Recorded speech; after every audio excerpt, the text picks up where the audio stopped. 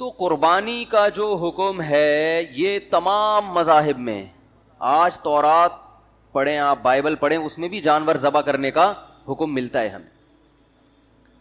تو اس میں دو انتہائیں پیدا ہوئی ہیں. غلو، تحریفیں ہوتی ہیں نا دین میں، تو علماء کا کام کیا ہوتا ہے کہ جہاں لوگ ایک طرف غلو کا شکار ہیں، حد سے تجاوز کر رہے ہیں، علماء وہیں پہ انہیں روک دیتے ہیں. حضرت مفتی محمد شفیع صاحب رحمہ اللہ سے کسی نے کہا نا کہ یہ مولوی اپنے آپ کو دین کا ٹھیکیدار سمجھتے ہیں، یہ بتاتے ہیں کہ یہ ہمیں بتائیں گے کہ قرآن و حدیث کا مطلب کیا ہے. تو یہ ٹھیکیدار کب سے بنے ہوئے ہیں؟ یہ آج کل علماء کو بہت طعنہ دیا جاتا ہے کہ ہم ان سے کیوں سیکھیں. حضرت مفتی محمد شفیع صاحب جو بہت بڑے عالم تھے، حضرت مفتی تقی عثمانی صاحب کے والد، انہوں نے فرمایا ٹھیکیدار نہ سمجھیں، چوکیدار ہی سمجھ لیں.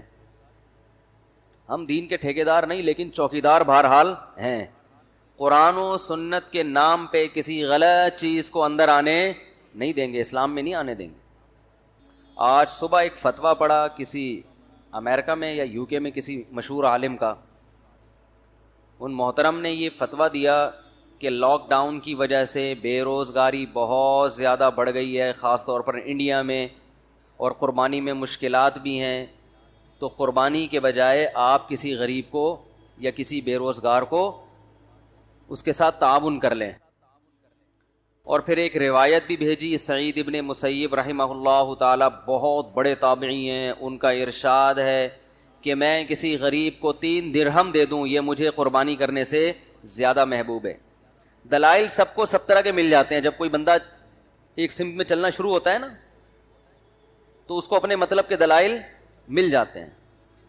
عوام حوالوں سے متاثر ہوتی ہے، بھائی کتاب کا ریفرنس بھی المحلہ، حدیث کی کتاب، ریفرنس بھی سعید ابن مسیب، بہت بڑے تابعی، ان کا ریفرنس بھی. تو کمنٹس میں لوگوں نے بڑا اپریشیٹ کیا ان کو، ماشاءاللہ زندہ باد. تو مجھے وہ امریکہ سے کسی نے بھیجا کہ بھائی یہ کیا ہے. تو میں نے کہا اللہ کے بندو، پہلے انہی سعید ابن مسیب کا دوسرا قول بھی دیکھ لو مصنف عبد الرزاق میں. اس میں وہ فرماتے ہیں لَأَنْ اضحی بشاۃ احب الی من ان اتصدق ب100 درہم، میں ایک بکری ذبح کر دوں بقرعید والے دن، یہ مجھے زیادہ محبوب ہے کہ میں 100 درہم صدقہ کروں.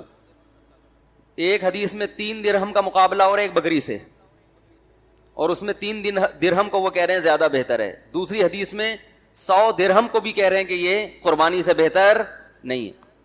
تو یہ والی ہے تو وہ والی بھی تو ہے.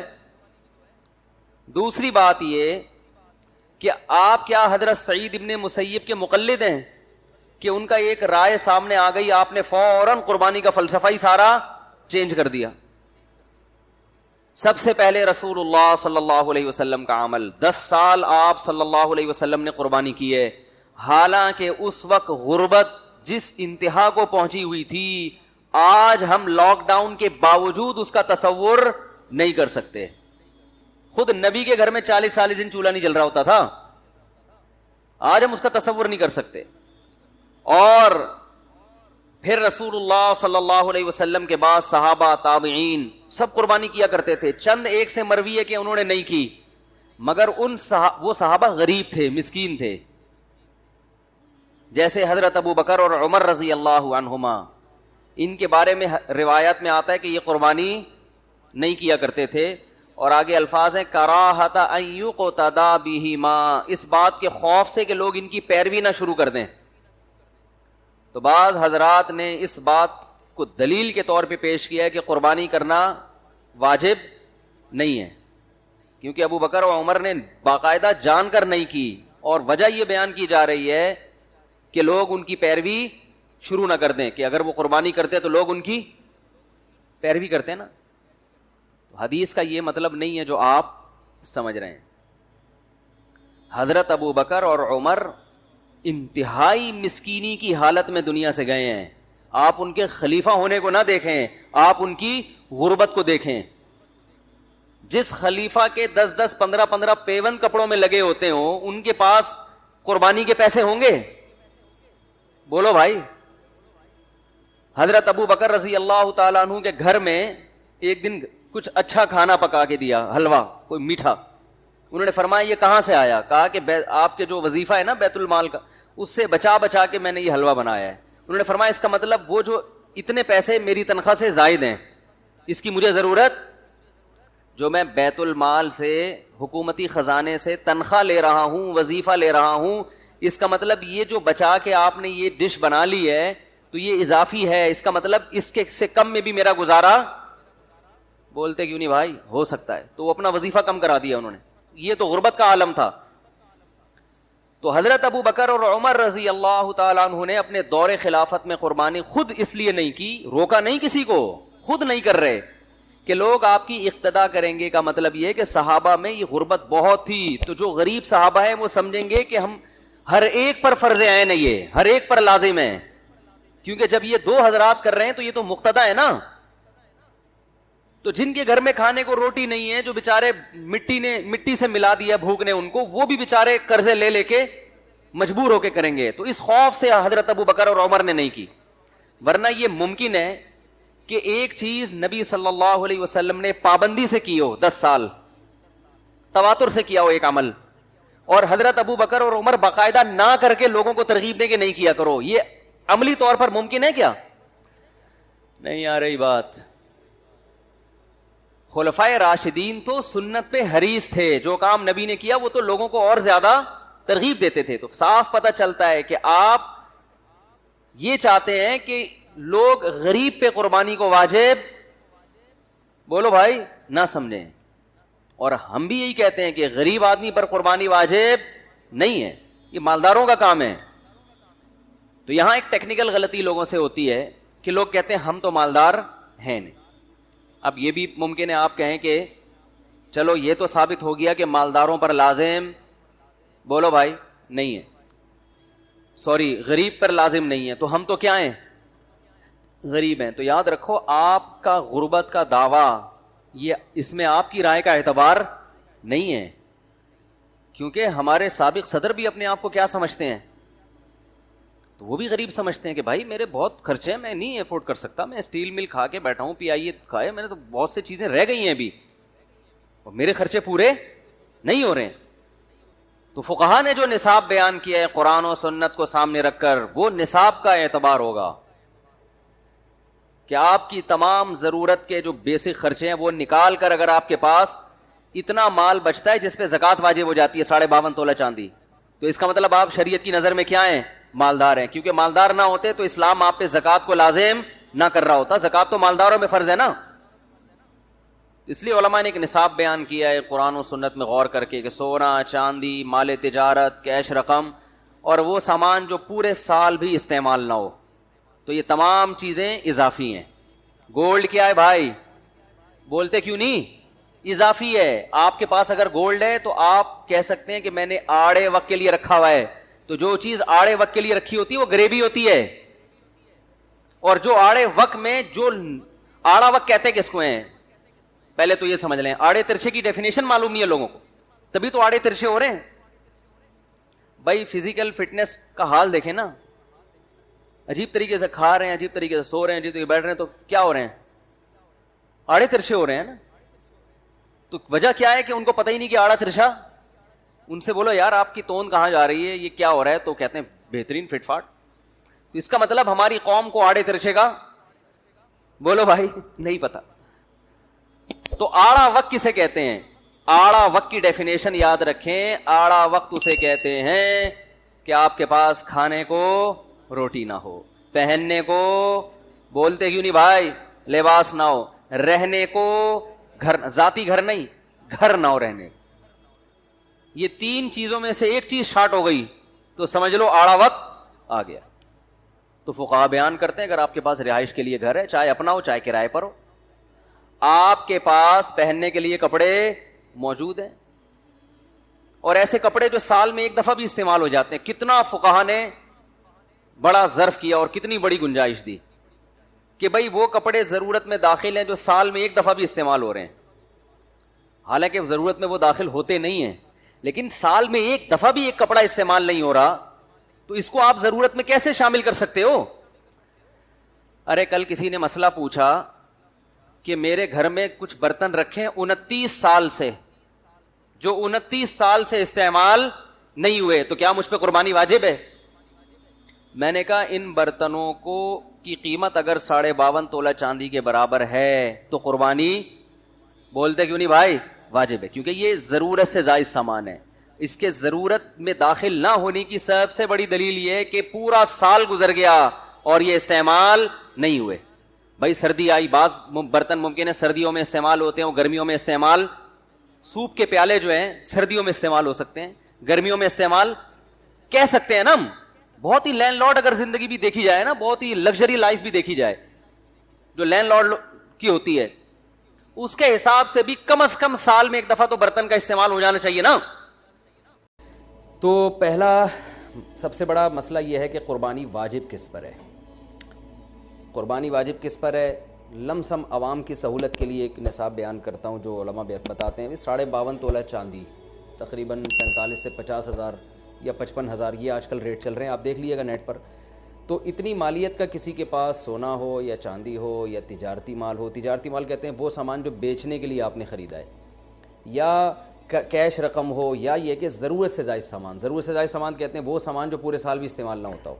تو ایسی کوئی چیز اگر آپ کے پاس اتنی مالیت کی پڑی ہوئی ہے, یا ایک نہیں 2-4 چیزیں مل کے اتنی مالیت کو پہنچ جاتی ہیں, یعنی خلاصہ یہ نکلا کہ آپ کے جو استعمال میں آنے والی چیزوں کے علاوہ آپ کے پاس اتنی مالیت کی مال موجود ہے, اور ضروری خرچے اس میں سے نکال دیں, قرضے نکال دیں, وہ سب نکال کے بھی اتنے پیسے آپ کے پاس بچتے ہیں 50, 55, 60 ہزار تک, تو پھر آپ پر قربانی واجب ہے. یہ بہت مختصر بتا رہا ہوں کیونکہ اگر میں اس کی نصاب کی ڈیٹیل میں گیا تو پورا کلپ اسی میں نکل جائے گا.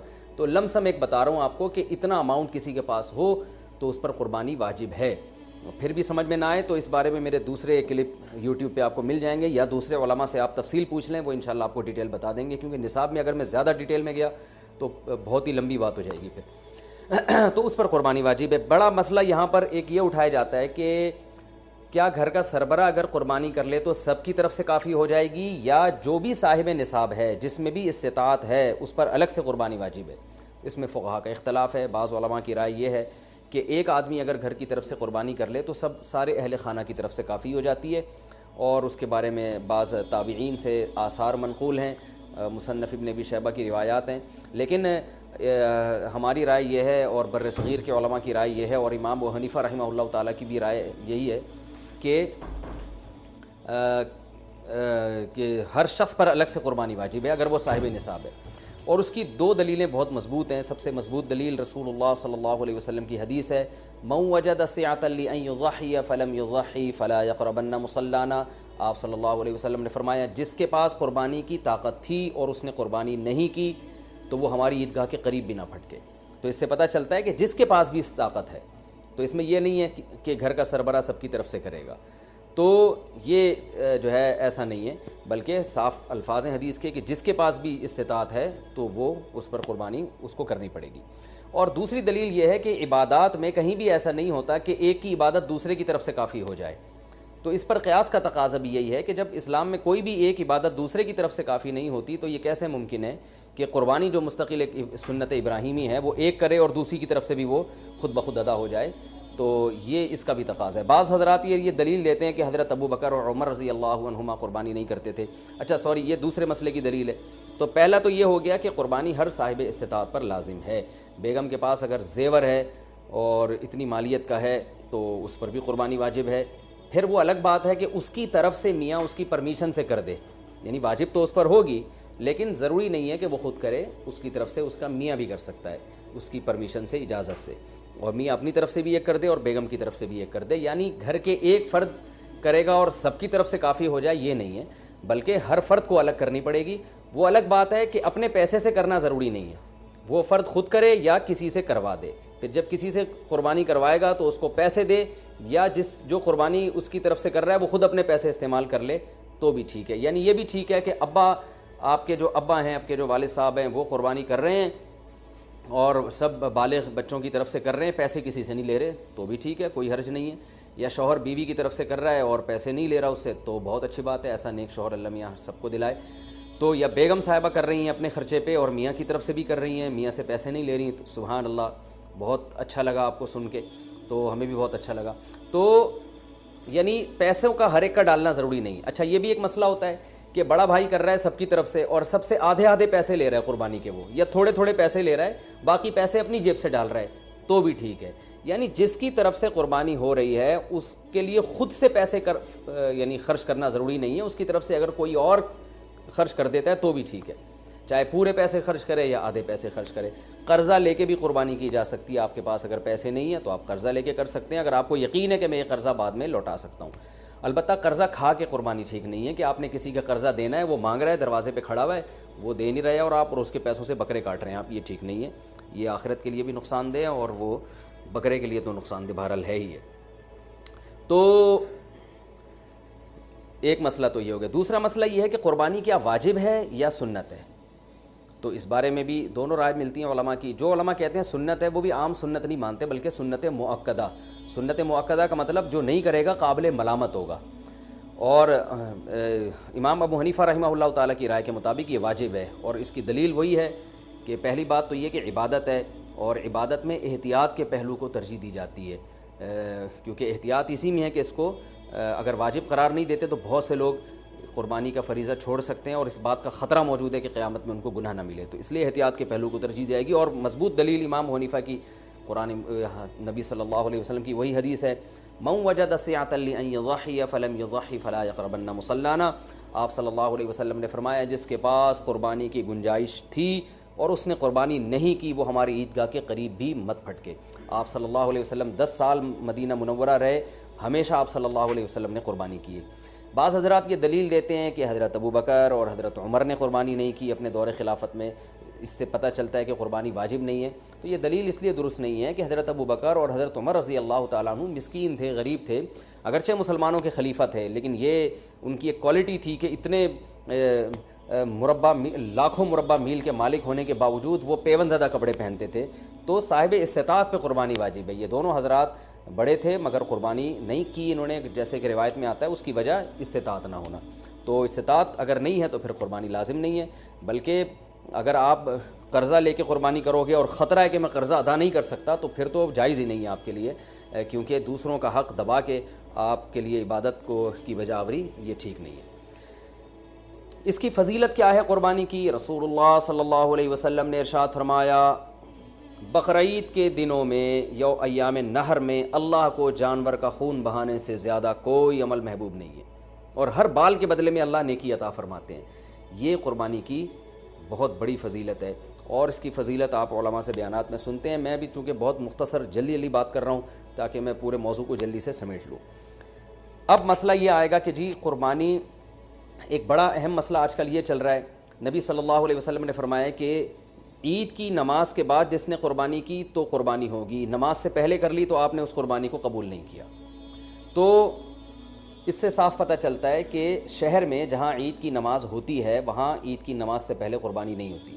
اب چونکہ بہت ساری عید کی نمازیں ہو رہی ہیں تو علماء کہتے ہیں کہ جس شہر میں آپ رہتے ہیں پورے شہر میں کہیں بھی عید کی نماز ہو جائے گی تو آپ کے لیے قربانی کرنا جائز ہوگا. بہتر تو یہی ہے کہ آپ خود جب تک عید کی نماز نہ پڑھیں قربانی نہ کریں. لیکن اگر کسی نے قربانی کر لی خود نماز پڑھنے سے پہلے تو اگر پورے شہر میں کہیں عید کی نماز ہو چکی تھی تو آپ کی قربانی ہو گئی، عید کی نماز نہیں ہوئی تھی آپ کی قربانی وہ کالعدم ہے.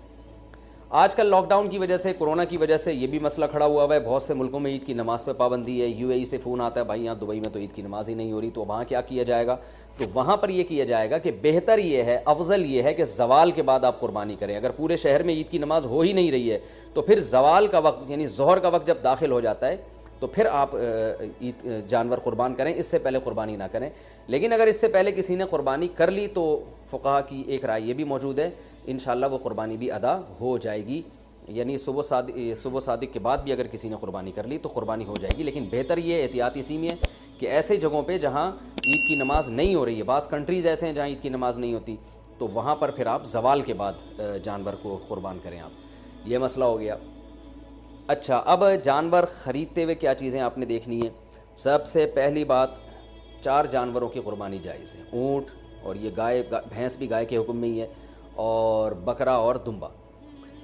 ہرن کی قربانی یا نیل گائے کی قربانی یا اور دوسرے جو جنگلی جانور ہیں ان کی قربانی جائز نہیں ہے.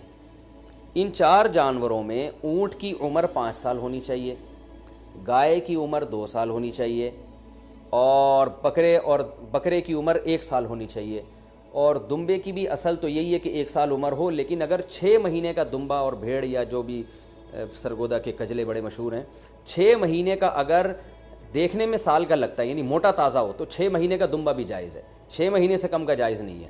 اور 6 مہینے کا دمبا اگر دیکھنے میں 6 مہینے کا نہیں لگ رہا، 1 سال کا نہیں لگ رہا، بچہ ہی لگ رہا ہے، چھوٹا لگ رہا ہے، کمزور ہے، پھر اس کی بھی جائز نہیں ہے۔ تو دمبا اگر 6 مہینے کا موٹا تازہ ہے تو اس کی قربانی جائز ہے، اور باقی بکرا 1 سال کا ہونا ضروری، اور گائے 2 سال کی، اور اونٹ 5 سال کا۔ اچھا، اس میں یہ بات ضروری ہے کہ یہاں سال سے مراد اسلامی سال ہے۔ مثال کے طور پر آپ بکرا لینے کے لیے گئے مارکیٹ میں، ہاں بھائی کتنی عمر ہے، اس نے کہا کہ جی اتنی عمر ہے، تو آپ اس سے سیدھا سیدھا یہ پوچھیں کہ بھائی پچھلے سال بقرعید سے پہلے یہ پیدا ہو چکا تھا کہ نہیں ہوا تھا؟ اگر پچھلے سال بقرعید سے پہلے پیدا ہو چکا تھا تو اس سال بقرعید میں اس کی قربانی جائز ہے، بلکہ پچھلے سال اگر بقرعید والے دن پیدا ہوا تھا تو اس سال بقرعید والے دن جب وہ ٹائم گزرے گا تو اس ٹائم میں بھی اس کی قربانی جائز ہو جائے گی، کیونکہ پورا سال اسلامی سال گزر چکا ہے۔ دانتوں کا اعتبار نہیں ہے، یاد رکھیں، لوگ دانت کو زیادہ فوکس کر رہے تھے، 2 دانت ہے کہ 4 دانت ہے کہ کھیرا ہے، تو دانت کا اعتبار نہیں ہے، اصل حکم ہے جانور کی عمر کا، کہ گائے 2 سال ہو، اور 2 سال میں یاد رکھیں دانت پورے، جو ماہرین ہیں نا جو بچڑے پالتے ہیں وہ کہتے ہیں 2 سال میں دانت نکلتے نہیں ہیں، 2 سال پورے ہونے کے بعد نکلنا شروع ہوتے ہیں۔ تو اگر آپ کو کسی جانور کے بارے میں یقین ہے کہ اس کی عمر 2 سال ہو چکی ہے تو آپ اس کی قربانی کر سکتے ہیں بچڑے کی، چاہے وہ کھیرا ہی کیوں نہ ہو۔ البتہ مارکیٹ میں لوگوں کو پتہ نہیں چلتا، جھوٹ بہت چلتا ہے، تو اس لیے لوگ دانت دیکھتے ہیں، کیونکہ دانت اگر نکلے ہوئے ہوں 2 دانت ہیں تو اس کا یقین ہوتا ہے کہ 2 سال سے اوپر کا ہی ہے، تو اس لیے لوگ دانتوں کو فوکس کر رہے ہوتے ہیں کہ سامنے والے کا پتہ نہیں ہوتا کہ سچ کہہ رہا ہے کہ جھوٹ کہہ رہا ہے۔ لیکن اگر آپ کو سامنے والے کی بات پر اعتماد آ جائے اور وہ یقین دلا دے آپ کو کہ بھئی یہ 2 سال کا بچڑا ہے، تو پھر بے شک کھیرا بھی ہو تو آپ اس کی قربانی کر سکتے ہیں۔ اور بکرا اگر 1 سال کا ہو چکا ہے، یقین ہو گیا آپ کو، کسی بھی طرح سے یقین ہو گیا، تو پھر بے شک کھیرا بھی ہو اس کی قربانی بھی آپ کر سکتے ہیں۔ یہ تو ہو گیا جی جانور کی عمر کے بارے میں۔ عیب کون سا ہو جانور میں جس کی وجہ سے قربانی نہیں ہوتی، یہ بھی بہت زیادہ سوال پوچھا جاتا ہے، دمیں اٹھا کے لوگ چیک کر رہے ہوتے ہیں اوریجنل ہے، پلاسٹک کی تو نہیں لگی ہوئی۔ تو اب چونکہ زیادہ تر لوگ سب سے پہلے دم ہی چیک کرتے ہیں، تو ہم شروع بھی دم ہی سے کرتے ہیں۔ تو جانور کی جو دم ہے اگر آدھی کٹی ہوئی ہے تو اس کی قربانی جائز نہیں ہے، آدھی سے کم کٹی ہوئی ہے تو قربانی جائز ہے۔ تو اس سے پتہ چلتا ہے کہ پوری دم ہی اگر چپکائی ہوئی ہے یا سی ہوئی ہے تو بھی قربانی جائز نہیں ہے۔ تو کم سے کم آدھی دم، آدھی سے زیادہ دم اس کی سلامت ہونی چاہیے، اس سے تھوڑی بہت کٹی ہوئی ہے تو اس سے کوئی فرق نہیں پڑتا۔ کان کا بھی یہی حکم ہے، کان اگر آدھا کٹا ہوا ہے تو قربانی جائز نہیں ہے، آدھے سے کم کٹا ہوا ہے تو قربانی جائز ہے۔ بعض دفعہ ایسے کان نہ چرے ہوئے ہوتے ہیں تو اس سے کوئی فرق نہیں پڑتا، قربانی اس کی بھی جائز ہے۔ آنکھ کا حکم یہ ہے کہ ایک آنکھ کی اگر بینائی نہیں ہے تو قربانی جائز ہے، بینائی ہے لیکن کم نظر آتا ہے اور جانور دیکھ لیتا ہے گھاس ماس کو تو بھی ٹھیک ہے، یعنی پوری نظر کا 6/6 ہونا ضروری نہیں ہے۔ البتہ بالکل ہی ایک آنکھ کی بینائی غائب ہو تو پھر اس کی قربانی درست نہیں ہے۔ لنگڑا پن اتنا ہو اگر جانور میں کہ وہ بیچارہ لنگڑے پن کی وجہ سے آپ اس کو ذبح کرنے جہاں لے جانا چاہتے ہیں نا وہاں تک بھی نہیں جا سکتا، پہیے لگا کے دھکا دینا پڑ رہا ہے آپ کو اس کو، تو پھر تو قربانی جائز نہیں ہے۔ تھوڑا بہت لنگڑاتا ہو لیکن چل لیتا ہو تو قربانی ایسے جانور کی جائز ہے۔ یہ ہو گیا جانور کے عیب کے بارے میں۔ خارشی جانور ہو، خارش زدہ جانور، تو اگر خارش اتنی ہے کہ اسکن سے اس کے گوشت کے اندر تک وہ اثرات پہنچے ہوئے ہیں اور اس کی وجہ سے بہت زیادہ لاغر ہو کے ہڈیوں کا ڈھانچہ بن گیا ہے تو ایسی قربانی، ایسے جانور کی قربانی جائز نہیں ہے۔ لیکن اگر ایسی ہی خارش ہے اس جانور کو تو اس سے کوئی فرق نہیں پڑتا۔ آج کل انسانوں کو آپ کو پتہ ہے اتنی خارش ہے، تو جانوروں میں ہو گئی تو کیا مسئلہ ہو گیا اس سے۔ سینگ کے بارے میں بھی لوگ بہت سوال پوچھتے ہیں کہ جانور کا سینگ کٹا ہوا ٹوٹا ہوا تو قربانی جائز ہے یا نہیں؟ بالکل جائز ہے۔ آج کل تو جانور کے پیدائشی سینگ ہی گھس دیے جاتے ہیں تو وہ جائز ہے۔ البتہ جانور کا سینگ اگر ٹوٹ گیا چوٹ لگنے سے اور ایسا ٹوٹا کہ جڑ سے اکھڑ کے نا اس کے دماغ ہل جاتا ہے پھر، تو ایسے جانور کی قربانی پھر جائز نہیں ہے۔ لیکن اس طرح ہوتا نہیں ہے، کوئی حادثہ ہو جائے تو پھر تو ہوتا ہے جانور کے ساتھ، نارملی ایسا ہوتا نہیں ہے۔ تو اس لیے منڈی سے جب آپ جانور خریدا کریں تو سینگوں پہ زیادہ غور نہ کیا کریں، تمیز سے جانور لے لیا کریں آپ، ٹھیک ہے؟ اس میں زیادہ وہمی بننے کی ضرورت نہیں ہے۔ خصی جانور کی قربانی بھی جائز ہے، اور بعض لوگ اس کو صحیح نہیں سمجھتے، لیکن صحیح حدیث سے ثابت ہے آپ صلی اللہ علیہ وسلم نے خصی جانور کی قربانی بھی کی ہے۔ اچھا، دودھ والے جانور کی قربانی بھی جائز ہے لیکن اس کا دودھ پینا جائز نہیں ہے۔ ہاں، جب جانور ذبح ہو گیا تو پھر جانور کے ہر آپ جو ہے گوشت سے بھی فائدہ اٹھا سکتے ہیں, دودھ سے بھی فائدہ اٹھا سکتے ہیں. تو اگر آپ نے جانور, قربانی والے جانور جو ابھی ذبح نہیں ہوا, اس کا دودھ آپ نے پیا تو دودھ نکالا تو صدقہ کرنا پڑے گا اس کو. اچھا, دوسری بات, حاملہ جانور کی قربانی, یعنی وہ گائے جس کے پیٹ میں بچہ ہو. یہ سوال بہت زیادہ پوچھا جاتا ہے.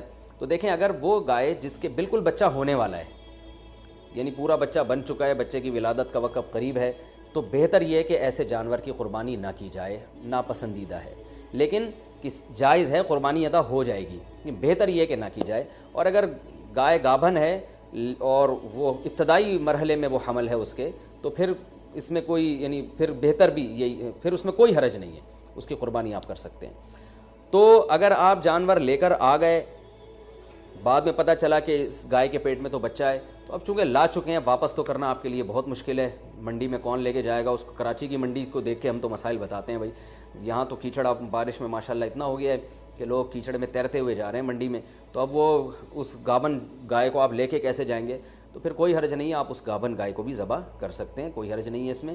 ہاں, اس میں سے بچہ جب نکلے تو وہ بچہ اگر زندہ ہو تو فوراً اس کو بھی ذبح کر دیں آپ, تو اس کا گوشت بھی حلال ہو جائے گا. اچھا, لوگ یہاں ایک سوال پوچھتے ہیں, اس معصوم بچے کا کیا قصور ہے؟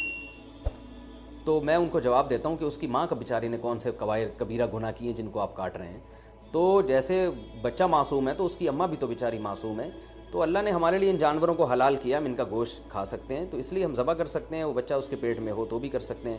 میں نے بتایا کہ بہتر نہیں ہے, لیکن بہرحال قربانی ادا ہو جائے گی اور گوشت بھی اس کا بالکل حلال ہوگا, اس میں ٹینشن لینے کی ضرورت نہیں ہے.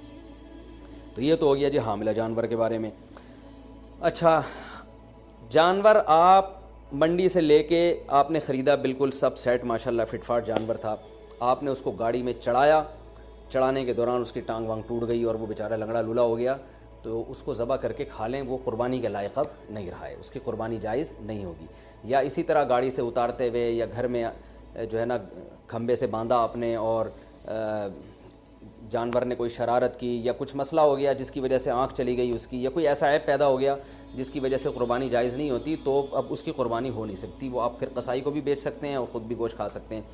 البتہ جانور کو جب ذبح کرنے کے لیے گرایا جاتا ہے, اس دوران اگر جانور کے کوئی ہاتھ پاؤں ٹوٹ گئے یا کوئی اندھا ہو گیا بیچارہ یا کچھ مسئلہ ہو گیا تو بے فکر رہیں, پھر کوئی حرج نہیں ہے. کیونکہ گراتے, یہ تو اللہ کا حکم ہے جانور کو گرا کے ذبح کرو, تو گرانے میں بعض دفعہ ایسا مسئلہ ہو جاتا ہے جس کی وجہ سے جانور میں کوئی عیب پیدا ہو جاتا ہے. تو ذبح کے دوران اگر کوئی عیب پیدا ہو گیا ہے تو بے فکر رہیں, اس سے کوئی فرق نہیں پڑتا, قربانی اس جانور کی حلال ہوگی. یہ تھا جانور کو گاڑی میں چڑھانا اور اتارنے سے متعلق. اچھا, ایک اہم مسئلہ یہ ہے, اب ہم آتے ہیں, میرا خیال ہے عیب والے مسائل تو کافی حد تک حل ہو چکے ہیں. اب ہم آتے ہیں جانور کو لٹانے, بلکہ اس سے پہلے کہ آپ جب جانور لے کر آئے تو بہت سے لوگوں کی نیت بدل جاتی ہے. آپ جانور لے کر آئے, بچڑا, جب محلے والوں نے آ کے دیکھا تو کسی نے کوئی تعریف کرتا ہے, کوئی کہتا ہے یار یہ کیا اٹھا کے لے آئے آپ, ٹھیک ہے نا. تو اب آپ کا دل بدل گیا کہ یار پڑوسیوں کے یہاں تو بچڑا ہے, وہ تو بڑا ٹائٹ ہے, اب آپ کا دل چاہ رہا ہے کہ میں اس جانور کو چینج کروں. تو دیکھیں, اگر آپ نے جانور خریدتے ہوئے قربانی کی نیت سے نہیں خریدا, ویسے ہی خریدا تھا, بعد میں سوچا تھا کہ میں دیکھوں گا قربانی کرنی ہے کہ نہیں کرنی, تو آپ اس کو بیچ دیں, کچھ بھی کریں, کوئی حرج نہیں ہے. لیکن اگر آپ نے قربانی کی نیت سے خریدا تھا, جیسے کہ 99% لوگ بقرعید میں قربانی کی نیت ہی سے جانور خرید رہے ہوتے ہیں, گھر لانے کے بعد آپ کی نیت بدل گئی, یار وہ پڑوسی جو وسیم بھائی جو بچڑا لے کر آئے ہیں نا, اس پہ الگ ہی نور برس رہا ہے, اور وہ ہمارے بچڑے کے ساتھ جب کھڑا ہوتا ہے تو ہمارا بچڑا تو احساس کمتری میں آئے نہ ہے, ہم احساس کمتری کے شکار ہوتے ہیں. تو اب آپ نے ارادہ کیا یہ بچڑا آپ کسی کو پہنا دیں, تو بالکل جائز ہے. جیسے کسی نے آپ کو پہنایا تو آپ بھی کسی کو بچڑا پہنا سکتے ہیں.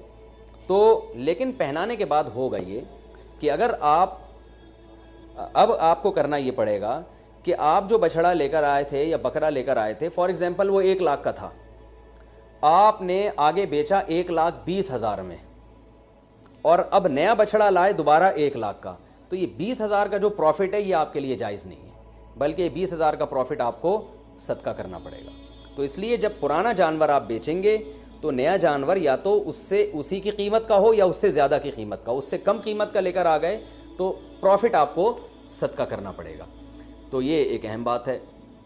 بیچنا بالکل جائز ہے, اس میں کوئی حرج نہیں ہے. میں نے کہا جیسے کسی نے پہنایا تو آپ بھی پہنا سکتے ہیں. تو اس میں کوئی حرج نہیں، لیکن پروفٹ پھر آپ کے لیے حلال نہیں ہے، کیونکہ یہ قربانی کی نیت سے جب آپ نے یہ جانور خریدا ہے، جب آپ نے قربانی کرنے کی نیت سے خرید لیا تو اب اس میں پروفٹ کمانا آپ کے لیے جائز نہیں رہا۔ آپ بچھڑا لے کر آئے، پورا بچھڑا اپنے لیے لے کر آئے آپ قربانی کی نیت سے، تو یہاں آپ نے ارادہ کیا محلے